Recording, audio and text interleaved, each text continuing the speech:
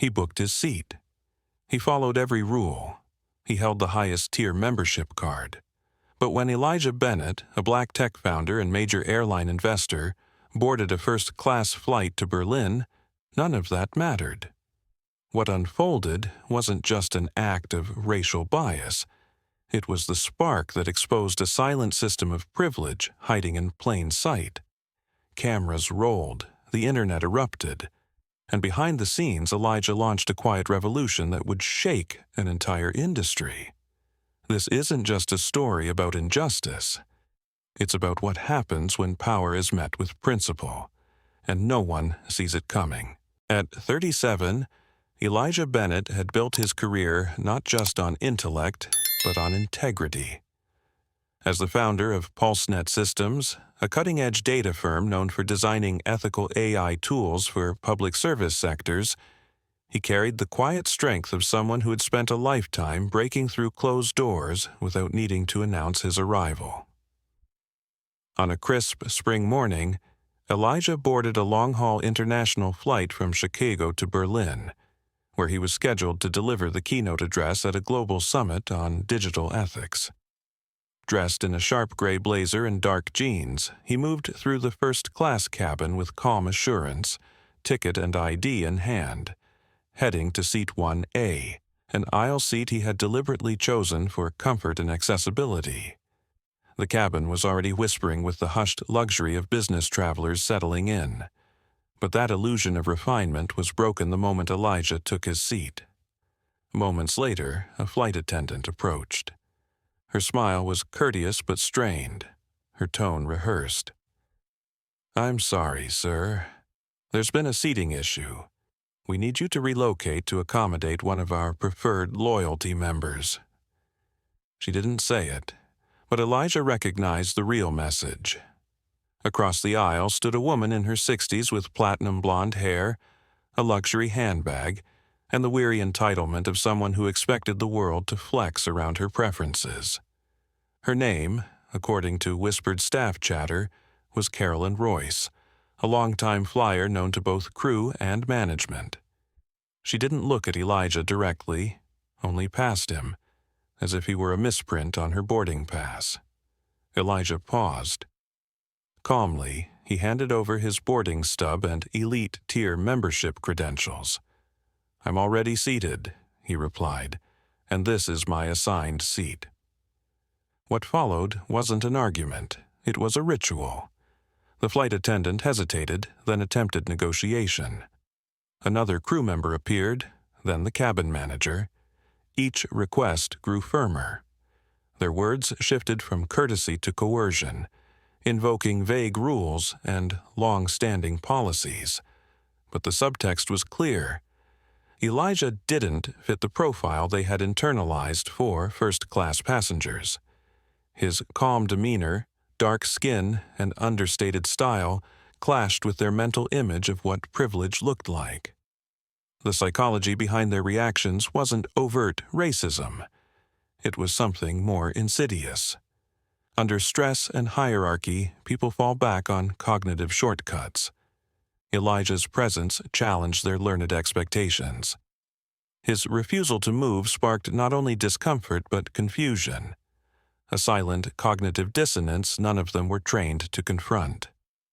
Other passengers watched but remained silent, phones in hand, some recording, others pretending not to see. The bystander effect, combined with the deference to flight authority, kept the cabin in a frozen limbo. But Elijah's quiet defiance, and the cameras now rolling, would soon rupture that silence.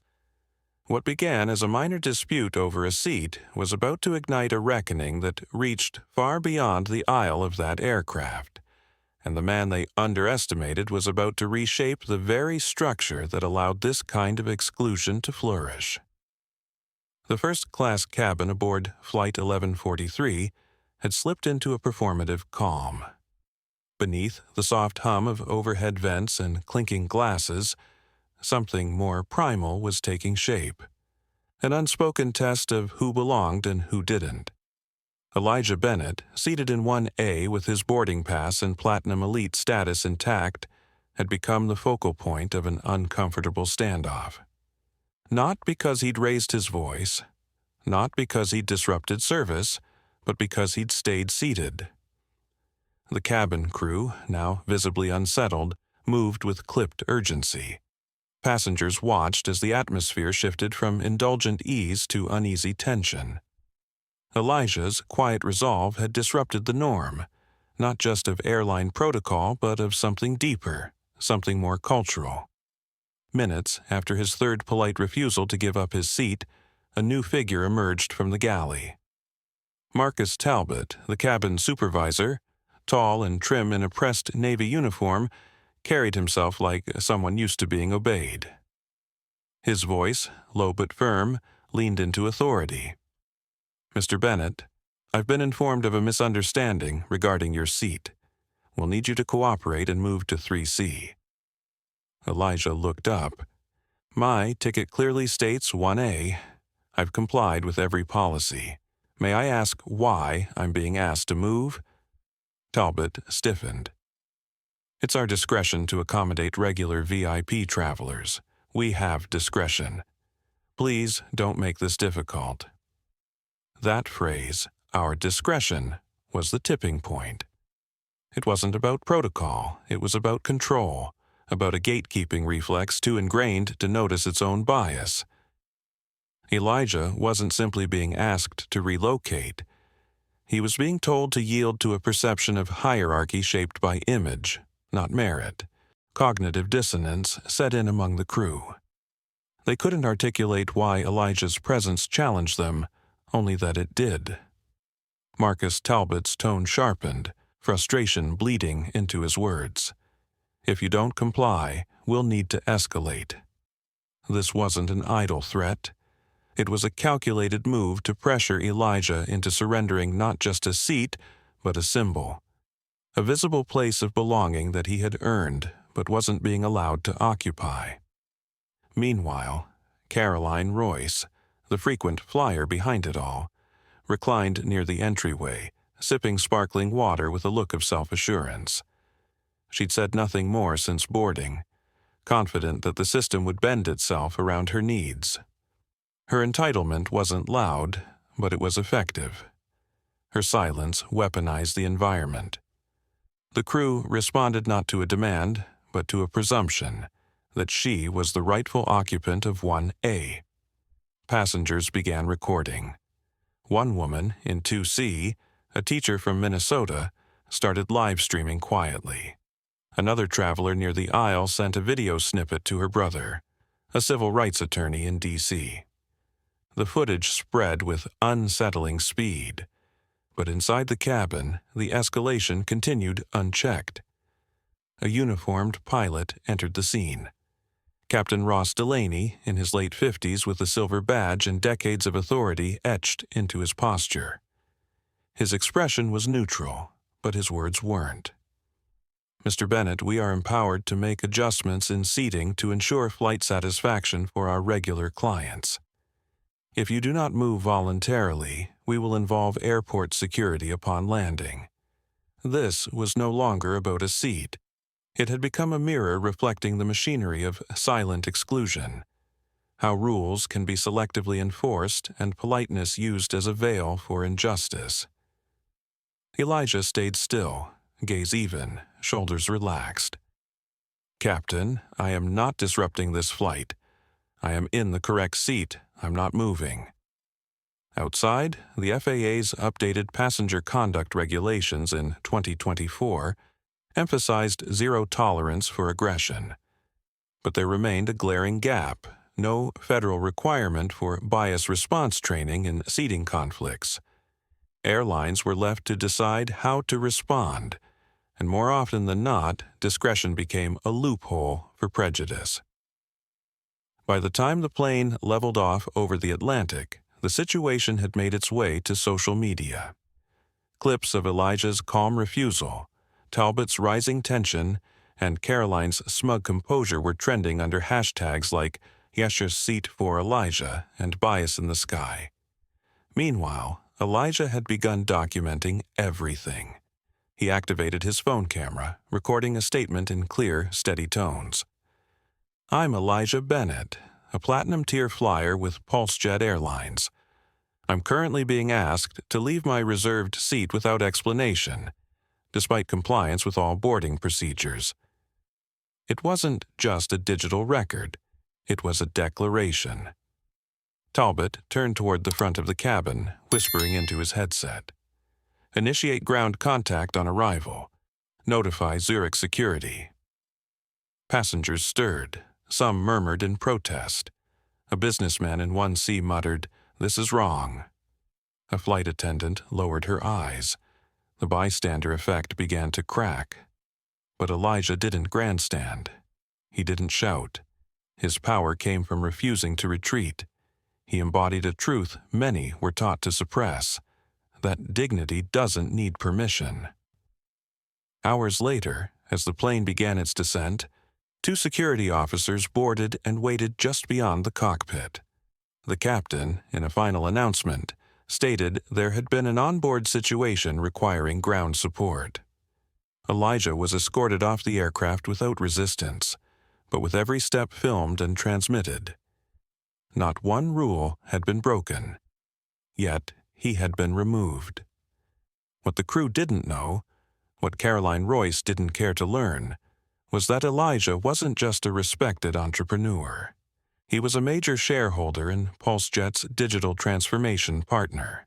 And the moment he stepped into the arrivals hall, his legal team was already in motion. The man they'd attempted to erase had become a storm none of them could contain. By the time Elijah Bennett walked out of Zurich International Airport with his leather briefcase slung over one shoulder and a calm fury behind his eyes, the story had already broken. Not in legal filings, not through formal statements, but on the internet. Within 6 hours, clips recorded mid-flight. His measured words, the crew's escalating tone, the silent favor shown to Caroline Royce, had been reposted thousands of times. Headlines started appearing across tech blogs, travel forums, and news aggregators. Platinum passenger removed to appease VIP, PulseJet faces PR disaster. On X and TikTok, hashtags like #Justice for Elijah and #PulseJet bias topped trending lists in the US, UK, and South Africa. At PulseJet Airlines Manhattan headquarters, the morning was unraveling fast. The executive floor, usually still and orderly, now buzzed with alarms and unread message icons. Dozens of calls flooded in from partners, shareholders, and sponsors. The video had reached not just consumers but power brokers. And then came the moment that sent the board into collective panic. Elijah's identity was confirmed. He wasn't just a wronged passenger. He was the CEO of Neural Ethic Labs, the AI ethics firm PulseJet had been in final stage negotiations with for a $40 million systems overhaul. More critically, Elijah's quiet venture capital arm had acquired a 22% stake in PulseJet's holding company during its last funding round, a fact buried in quarterly filings, but now rapidly resurfacing among stunned executives. Claire Harlow, the airline's chief legal officer, froze mid-conference call when her assistant dropped a dossier on the table. The cover sheet read, Elijah Bennett, lead technical advisor and voting partner, Solus Equity Group. Everyone looked to Miles Redgrave, PulseJet's CEO. A 61-year-old career airline executive, Miles had built his reputation on mastering stakeholder relationships. But this wasn't a boardroom dispute. It was a reputational landmine, and they were standing directly on top of it. "What do we do?" one director asked quietly. Miles didn't answer. His phone vibrated with a message from Elijah himself, just one line. "Prepare the full board for an emergency shareholder session at 5 p.m., no intermediaries." There was no anger in the message. That made it worse. Inside the command center, staff scrambled to locate all footage, internal crew logs, and passenger testimonies. But the damage wasn't internal anymore. Independent news outlets had begun verifying Elijah's credentials. Bloomberg posted a profile titled, "From First Class Seat to Corporate Battlefield, Who is Elijah Bennett?" Investors called with veiled threats. "If this isn't resolved by tonight, we pull our capital." But what rattled Miles the most wasn't the market tremor, it was the optics. Elijah hadn't said a single damning word publicly. No interviews, no statements, just footage. His silence wasn't retreat, it was strategy. Across the office, PulseJet's VP of Public Affairs fumbled through crisis templates. Do we offer compensation, a public apology, seat reinstatement?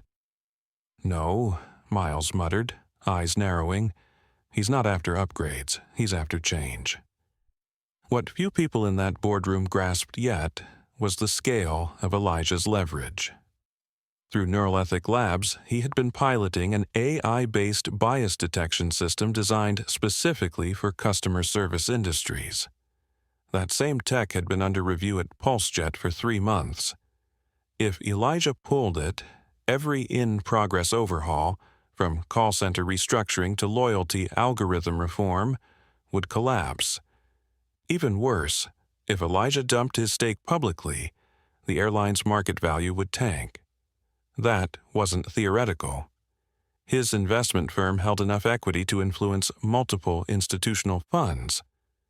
This wasn't just about losing a seat, it was about losing the public's trust and the very future of PulseJet's modernization effort. The executive assistant returned with a printed statement Elijah had issued privately to the board. It was short, factual, and devastating. I will present video evidence, witness testimonies, and flight logs during our meeting. This matter will be handled transparently. If PulseJet fails to act, I will invoke my rights as shareholder and dissolve all ongoing contracts and future support. This is not retaliation, it is structural accountability. No threats, no histrionics, just clarity. And so, as the clock inched toward 5 p.m., PulseJet's top floor transformed. Legal teams were summoned, directors canceled travel. PR consultants prepped messaging points they might never get to use. The man they dismissed as a passenger had returned as a reckoning. At exactly 5 p.m. Eastern Time, a grid of high-definition video feeds blinked to life on the screens of PulseJet Airline's top-floor boardroom. Each camera framed the faces of board members, legal advisors, and senior shareholders from around the world. Some seated in polished corner offices, others in hotel suites, most wearing expressions that betrayed a mixture of dread and defensiveness.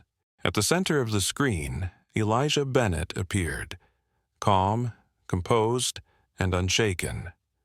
Dressed in a navy suit with no tie, seated against a backdrop bearing the silver and teal logo of Neuroethic Labs, he didn't look like a man who had been dragged off a flight. He looked like a man preparing to drag a corporate empire into accountability. Beside him sat 2 attorneys, a data privacy consultant, and an equity strategist. No PR agent, no posturing, just facts waiting to be presented. Miles Redgrave, the CEO of PulseJet, opened the meeting with a trembling voice masked in formality.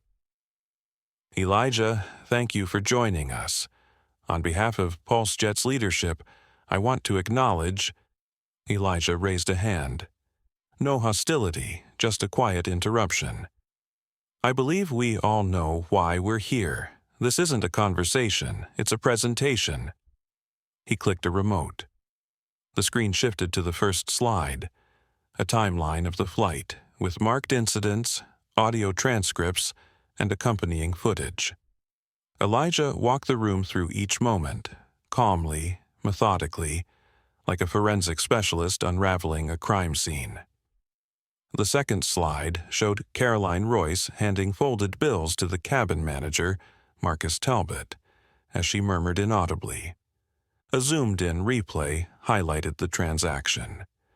The third slide included internal airline chat logs, sourced, Elijah explained, through legal discovery, where crew members referenced Royce as a must-accommodate flyer, even before boarding. The pattern was undeniable. Privilege here wasn't accidental, Elijah said. It was institutional. By the fifth slide, silence had settled over the room like concrete. Elijah hadn't raised his voice once. He didn't need to. The data spoke louder than any accusation. Then came the personnel files. Marcus Talbot, cabin supervisor, Elijah said, has received 6 internal commendations for customer satisfaction, 5 of which were for accommodating repeat flyers outside protocol. Jessica Sloan, the lead attendant, filed no official incident report for my removal. Captain Ross Delaney failed to document any passenger misconduct. He paused. In fact, none of them filed reports, because they knew there was no policy justification. A board member from London cleared her throat to interject, but Elijah didn't stop. I'm not here for an apology. I'm here for structural change. That begins with accountability. He outlined his terms: immediate dismissal of Marcus Talbot, Jessica Sloan, and Captain Delaney for violating company policy and enabling bias under the guise of discretion. A public disclosure of the personnel changes and the reasons behind them. Implementation of a third-party ombudsman within 60 days to oversee discrimination-related complaints. Annual equity audits reviewed by independent observers, with results published publicly. If PulseJet refused, Elijah would exercise his shareholder rights to force a vote of no confidence in executive leadership and dissolve the $40 million Neural Ethic Labs contract. He would also begin divestment from PulseJet Holdings and support a class action lawsuit led by civil rights groups already reaching out. This is not punishment, he said. This is reform, and reform cannot begin with denial. There was no outrage, no threats, just precision. Miles Redgrave rubbed his temple, eyes scanning the room. For a moment, it looked like he might push back. But the weight of Elijah's stake and the clarity of the evidence had shifted the balance entirely. I recommend we vote now, said the board chair. Each name was called. Terminate Marcus Talbot? Yes. Yes, yes. Abstain? Yes. Unanimous by majority. Terminate Jessica Sloan? Yes, yes, yes, yes, yes. Passed. Terminate Captain Ross Delaney? Yes. Number? Yes, yes. Passed. It was done. Within 30 minutes, PulseJet's corporate website published a joint statement. PulseJet Airlines has terminated 3 senior staff members following confirmed ethical violations during Flight 1143. We acknowledge the failure to uphold our service standards and are committing to a series of systemic reforms, including an independent equity review board.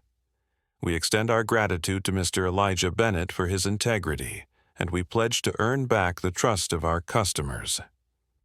The press release went live, but Elijah remained silent on social media.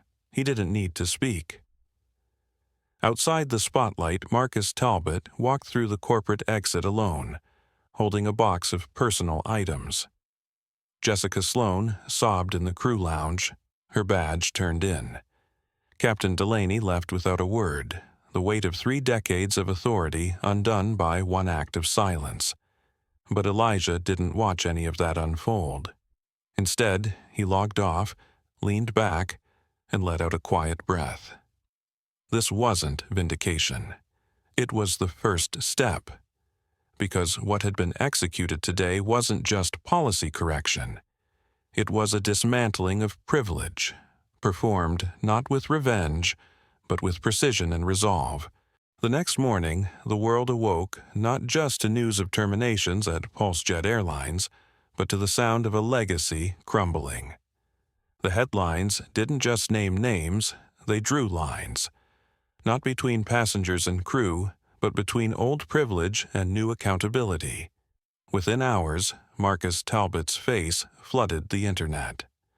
Once considered the gold standard of first-class supervision, he now wore the digital scarlet letter of public disgrace.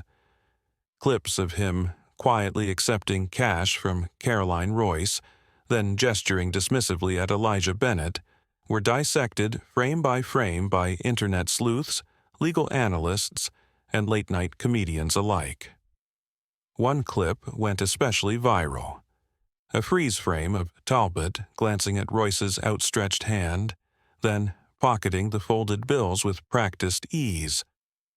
Over it, bold captions read, "When loyalty means loyalty to money, not justice."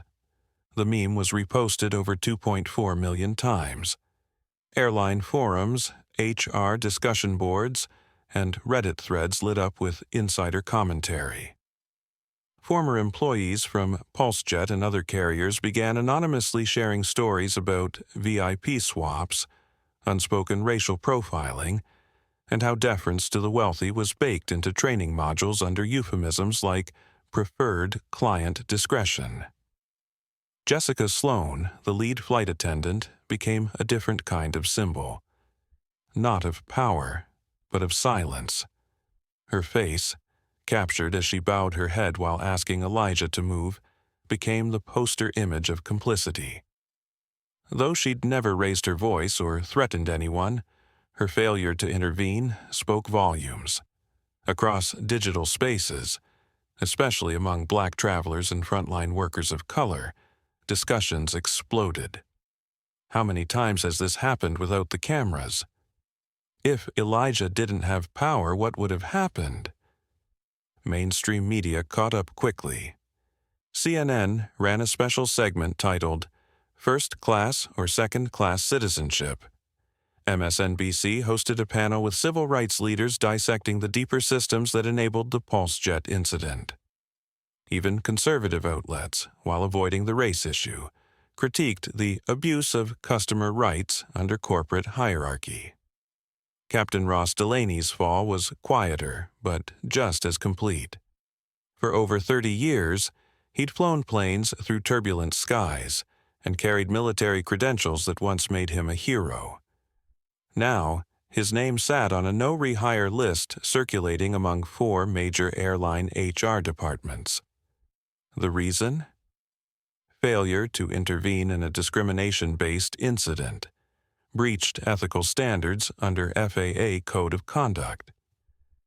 His pilot's license remained intact. His reputation did not.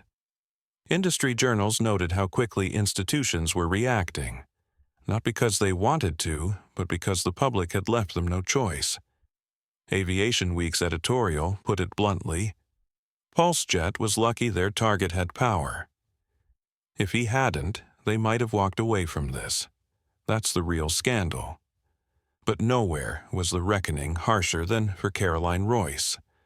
Once a celebrated philanthropist and founding trustee of a luxury arts foundation, she was now known globally as the woman who bribed her way to seat 1A. A trending tag, #, Royce Entitlement, attached itself to thousands of memes, parody videos, and think pieces. Her law firm, Royce and Drummond LLP, quickly issued a statement that she was suspended pending internal review. But damage control was impossible. Investigative journalists uncovered a troubling pattern. Decades of complaints, NDAs with staff at hotels and resorts, and donations timed suspiciously close to controversial service outcomes. One ex-employee went public on a podcast. Carolyn didn't ask. She expected. If you didn't move fast enough, you were gone. What followed wasn't just personal humiliation. Royce's charitable affiliations dropped her. Her foundation board removed her name. Arts festivals returned her sponsorship. The woman who had once moved through the world with unchallenged authority now found every door quietly closing. Yet amid the avalanche of exposure, another conversation emerged. One not driven by anger but reflection. Was there a path back from complicity? Could Talbot, Sloan, and Delaney ever redeem themselves? Or were they permanently cast as villains in the court of public opinion? It was a question Elijah Bennett himself anticipated. When asked by a news outlet for a statement, he offered only this: accountability is not the end. It's the beginning of whether someone chooses to grow. That single quote reframed the discourse. Justice advocates took notice. Public polls showed a surprising shift. While 82% supported the firings, nearly 60% also expressed interest in seeing restorative steps or educational rehabilitation for the employees involved. Meanwhile, behind closed doors, Elijah began quietly developing something unprecedented. A reintegration initiative not rooted in punishment, but in transformation. A program that didn't erase consequences, but offered a structured path toward understanding, repair, and contribution. He called it Second Horizon, a deliberate contrast to the first-class hierarchy that had enabled injustice. The idea wasn't universally embraced. Comment sections still burned with vitriol. But within advocacy circles, HR leadership networks, and even among airline staff, the whisper grew louder. Could real change include redemption? As PulseJet moved forward under intense scrutiny, the company's public stance hardened around compliance and reform. But its internal emails, many of which later leaked, revealed deeper soul-searching. One senior executive wrote anonymously, "We've always rewarded discretion and polish. Maybe we need to start rewarding courage." For Talbot, Sloan, Delaney, and Royce, their former power was gone. Their stories were now warnings in corporate training, cautionary tales in ethics courses. But the next chapter, who they chose to become after the fall, was theirs to write. And for Elijah, it was never just about a seat.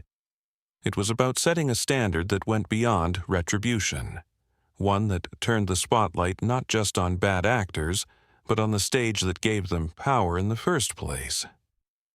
Long before the headlines faded and public sentiment moved on, Elijah Bennett was already at work on something that wouldn't trend in the same way, but would matter far more. He called it Second Horizon. It wasn't a press campaign. It wasn't about rebuilding PulseJet's reputation.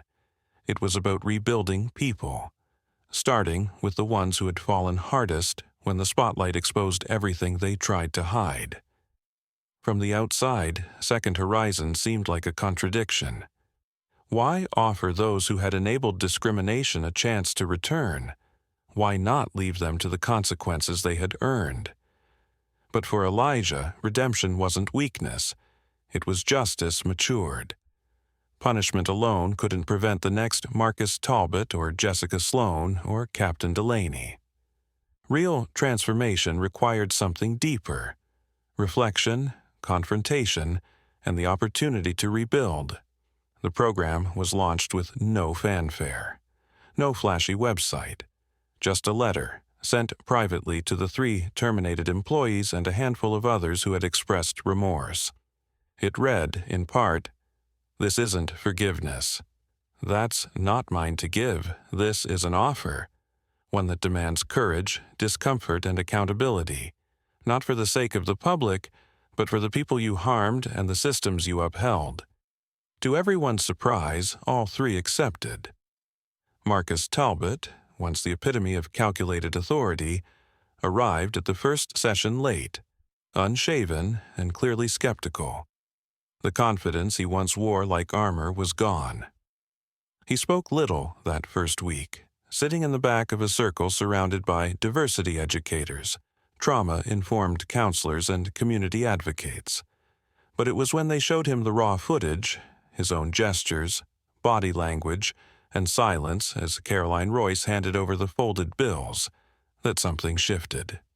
"I don't even remember doing it," he murmured. "It was just normal." That sentence became the centerpiece of his first written reflection. Just normal. A phrase that had shielded centuries of injustice under the guise of tradition, comfort, and order. In the weeks that followed, Marcus was required to participate in immersive simulations. One day, he played the role of a passenger who had his dignity stripped. The next, he stood in front of a panel of real travelers, mostly from marginalized communities, and listened as they recounted times they were told, "This isn't your place." He didn't speak much, but he listened. And slowly, he stopped flinching when he heard the truth. Jessica Sloan struggled more. Her guilt was palpable from day one. She wept during the intake interview, not from self-pity, but from delayed realization. I wasn't the villain. I was the one who looked away. That might be worse. Her trajectory in Second Horizon focused on voice, how to find it, use it, and live with the consequences of speaking up. She practiced intervention scenarios, replayed her moments of silence, sat across from survivors of similar airline incidents, and absorbed their pain without interruption. But her hardest moment came when a young flight attendant named Rhea, who had once admired her, spoke directly. "You trained me to smile through everything." I thought that meant strength. Now I wonder how many people I harmed because I learned from you. Jessica didn't defend herself. She simply asked, "Can I help you unlearn it?" That became her path. Not redemption through apology, but through mentorship. She began assisting with a new onboarding model for airline staff, one built not around VIP discretion, but around equity-first engagement. Captain Ross Delaney, perhaps the oldest and most pride-worn of the three, approached Second Horizon like a man returning to his childhood home after a fire, unsure what was left standing.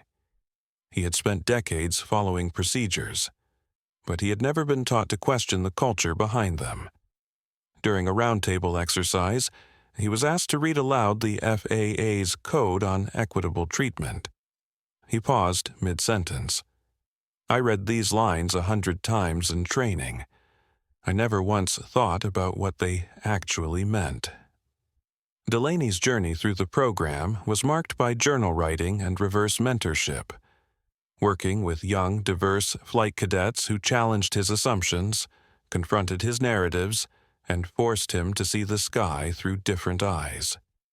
In one of his final assignments, Delaney rewrote his incident report from the point of view of Elijah Bennett. It wasn't a plea, it was a confession.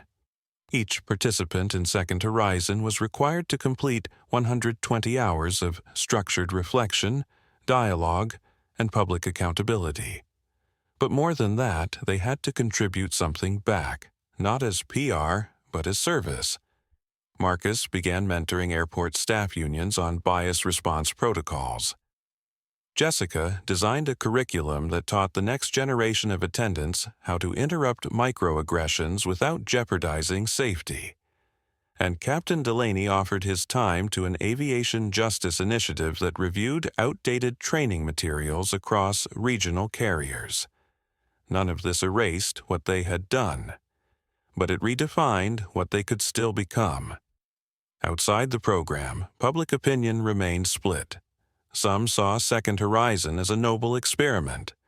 Others called it soft or naive, but Elijah never wavered. He didn't want compliance. He wanted culture change. And culture doesn't change without confronting the people who once upheld it.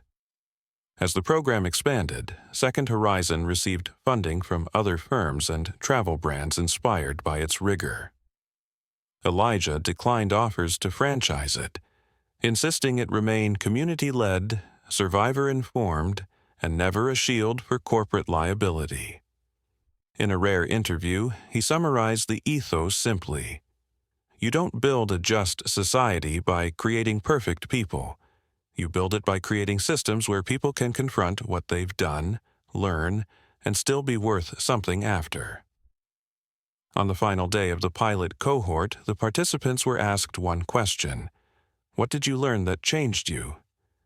Marcus said, privilege made me blind.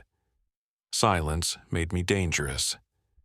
Jessica said, fear is not an excuse. It's just the first thing you have to walk through.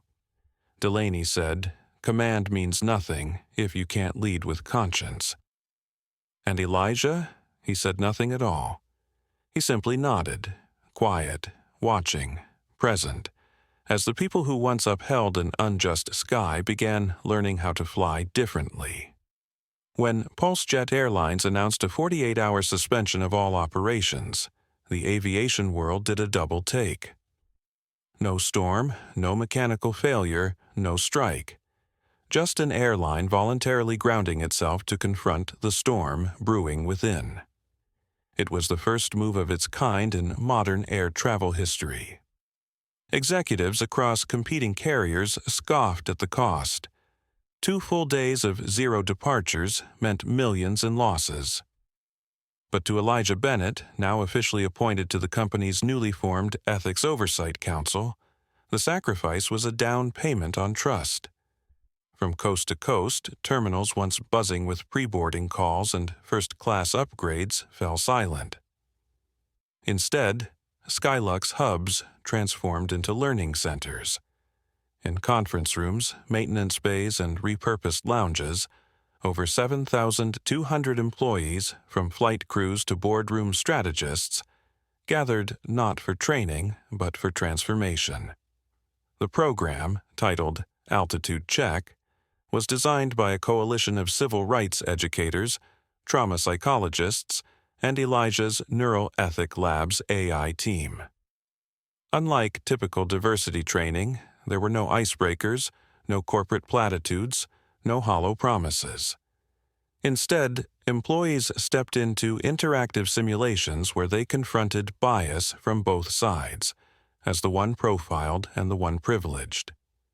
Cabin crews reenacted real scenarios, some from Elijah's own case, others submitted anonymously by passengers of color, immigrants, and disabled travelers. In each session, staff weren't asked, "What would you do?" They were forced to ask, "Why didn't I do more?" One simulation put a gate agent in a headset that filtered background noise while reducing vision, replicating the sensory reality for many neurodivergent travelers.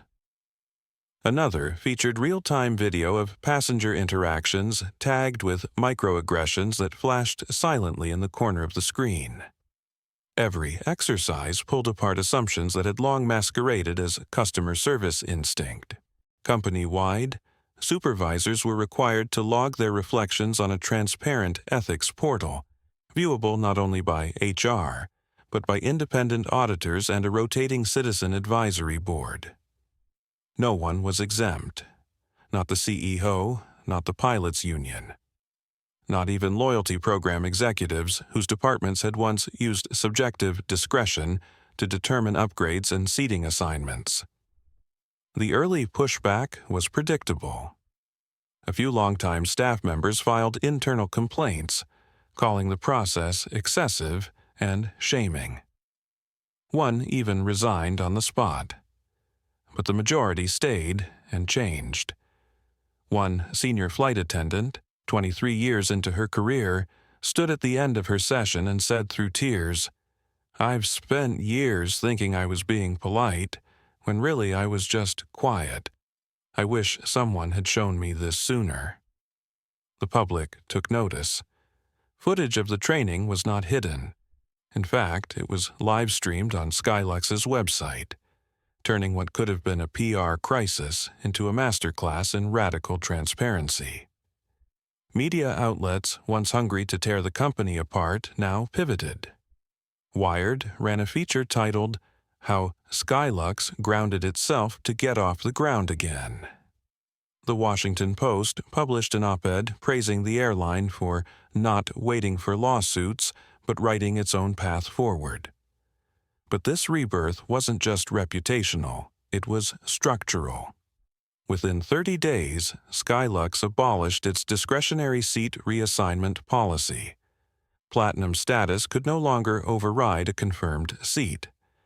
Tipping incentives were permanently removed from service bonuses, and a new protocol required all in-flight incidents to be logged via a digital ethics tracker, one visible to passengers post-flight.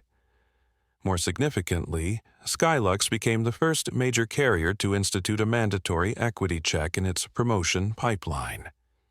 Every candidate for leadership roles had to complete a 60-hour equity certification, co-developed with Second Horizon facilitators. The program didn't just assess knowledge, it measured behavioral change over time. The results came quickly. Surveys conducted across 6 airports showed a 36% improvement in passenger trust metrics among non-white travelers. Internal audits reported a 78% increase in employee confidence to report bias incidents without fear of retaliation. But perhaps the most compelling change came not in the metrics, but in the stories. Like the gate agent in Seattle who intervened when a black teen traveling alone was denied boarding due to a suspicious booking, only to later learn the teen was the son of a U.S. senator. Or the crew member in Atlanta who stood up for a wheelchair-bound elder when another passenger complained they were boarding too slow. These weren't just acts of decency. They were products of reprogramming, person by person, policy by policy. Through it all, Elijah remained visible, but never self-congratulatory. He refused offers to become a brand ambassador, declined interviews that asked him to recount the humiliation again. "This isn't about my story," he told one journalist. "It's about the system that made it predictable." In a quiet ceremony 3 months after the shutdown, Skylux unveiled a new internal code of values called the Horizon Charter. It wasn't a legal document or a marketing campaign. It was a culture blueprint, inscribed in every employee handbook, posted at every Skylux gate, and etched on the walls of their Chicago headquarters. Its final line read, "Service means nothing if it does not include dignity. Leadership means nothing if it does not include accountability. Flight means nothing unless we all rise together." Months after Elijah Bennett refused to give up his seat, and a billion-dollar company chose change over concealment, Skylux Airlines didn't just recover. It redefined itself.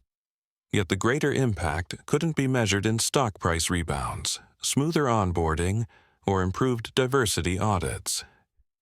The real legacy was cultural, a shift in how dignity, justice, and leadership were defined in boardrooms, break rooms, and beyond. For decades, luxury service had been built around quiet codes of exclusion. Not written in policy books, but etched into instinct. Who looks like they belong in first class? Who gets the benefit of the doubt? Who gets quietly asked to move, to wait, to comply? Elijah's story didn't just confront that hierarchy, it cracked it open. But what made his stand resonate far beyond aviation was how he responded afterward, not with vengeance, but with vision. His refusal to demonize, even when the public begged for spectacle, turned him from a symbol into a steward. Second Horizon was no longer a quiet initiative. Schools of business ethics cited it in lectures. Fortune 500 HR departments requested licensing frameworks. Unions demanded similar reintegration opportunities in contracts. Companies that once fired in fear of backlash now asked, "Can we rebuild people instead of replacing them?" Elijah remained deliberate in his role. He wasn't interested in being canonized. In private conversations, he often said, "I don't want to be the face. I want to help people face themselves." And so, his legacy unfolded not through speeches but through systems. He declined honorary titles but accepted a seat on a federal advisory council on ethical tech integration in transportation.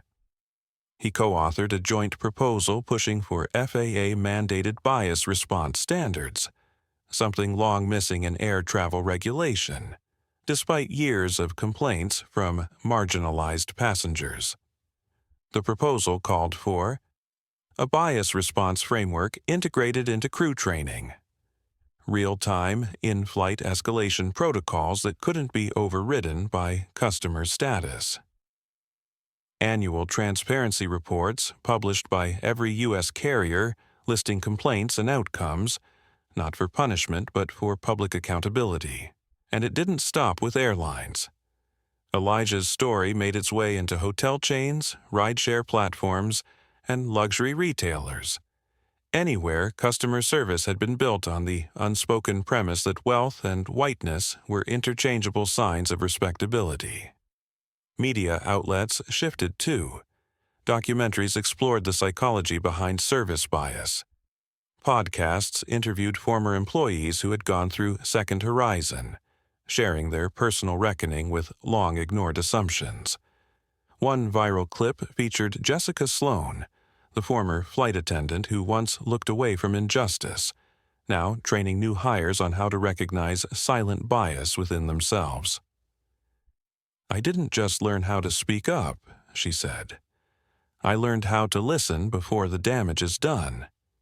Meanwhile, Trevor Davis, who had become a cautionary meme, quietly emerged as one of the most sought-after equity consultants in transport logistics. Not because he had once failed, but because he had once believed he was above failure. His TED Talk, "The Day My Uniform Stopped Protecting Me," reached over 6 million views. Even Caroline Royce's name, once synonymous with entitlement, entered cultural conversations differently, not as a villain, but as a mirror. Think pieces emerged titled "The Caroline in the Room: How We Enable Privilege Without Noticing." But the deepest shift wasn't digital. It happened on 1,000 quiet days, in unseen moments. A gate agent questioned a last-minute upgrade swap and stood their ground. A pilot paused before invoking discretion and checked the manifest twice. A passenger, seeing someone ask to move for convenience, asked, "Is this policy or assumption?" These weren't policy changes, they were culture changes, and culture, once shifted, doesn't return to its old shape. Elijah never claimed victory. When asked if the battle was over, he said, "This isn't a win. It's a beginning." Winning is when no one has to film injustice for it to be taken seriously. Winning is when doing the right thing no longer needs to be heroic. The story of Elijah Bennett, Skylux Airlines, and the seat that sparked a storm now lives in business schools, justice seminars, and onboarding presentations. Not as a crisis averted, but as a case study in what happens when a single act of quiet courage is matched by systemic response. The seat was never the point. The point was proving that justice isn't reserved for those with power, but made real by those willing to use it responsibly.